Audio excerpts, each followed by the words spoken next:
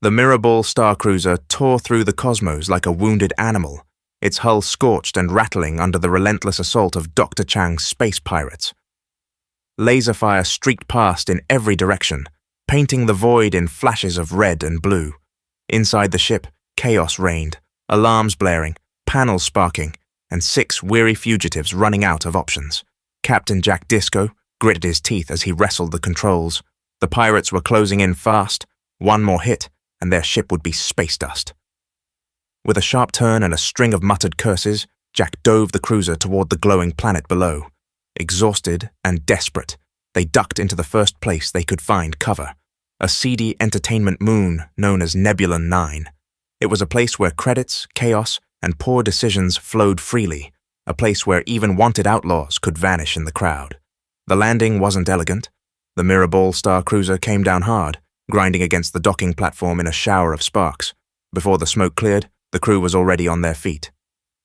Peter the pencil, clutching his tiny satchel of formulas, Doug dusting himself off, Chip recalibrating his sensors, Bleep bleeped, and Glint was splattered all over the hull, collecting himself.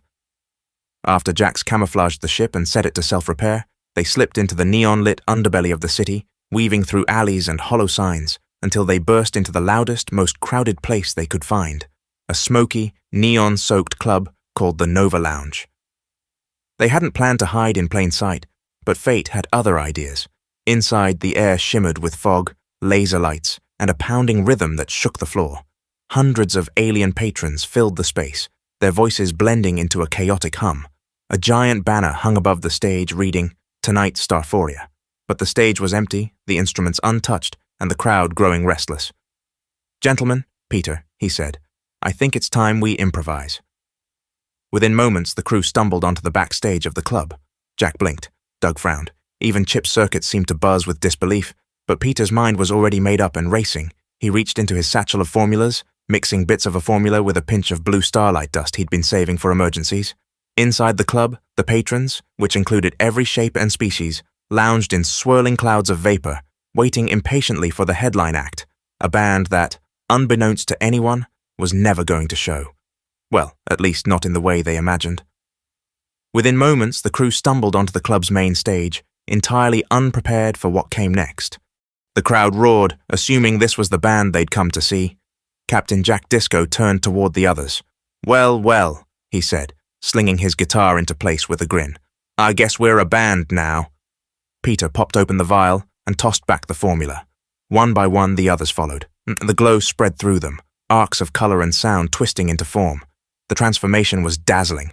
Glint, the bubble creature, inhaled deeply, then split once, twice again, until 6 translucent glowing bubble people hovered together, forming a brass section and a wall of sound that kicked off the unmistakable intro to the song, Vehicle, by the Ides of March. Chip's arms multiplied and expanded into a spinning set of gleaming chrome drums. Douglas's fingers stretched fluidly across his bassy strings, each note radiating waves of cosmic blue. Peter's synths seemingly materialized out of thin air, rows of keys bending around him like a living organism of sound. Captain Jack Disco shimmered with light, his guitar morphing into a mirrored electric star, reflections bouncing across the club. And then, from the center of it all, Bleep. The tiny, fuzzy creature who'd never uttered a word beyond his signature bleep began to walk up to the mic. A voice poured out of him, smooth, gritty, soulful, like molten gold mixed with thunder. The place went electric.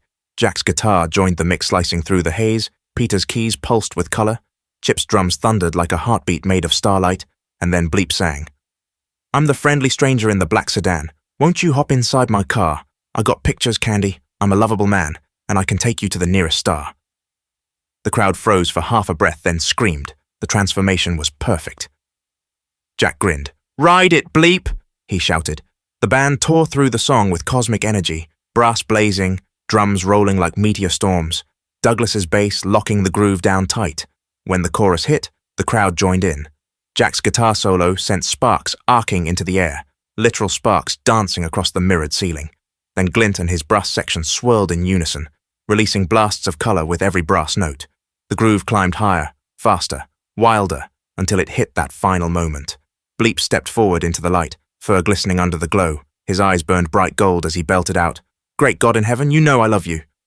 The band hit the closing accent. Bam! perfectly in syncopated rhythm. And then, silence. The crowd stood stunned, and from Bleep's tiny mouth came a soft, uncertain bleep. The audience went insane, roaring, stomping, throwing their arms into the air.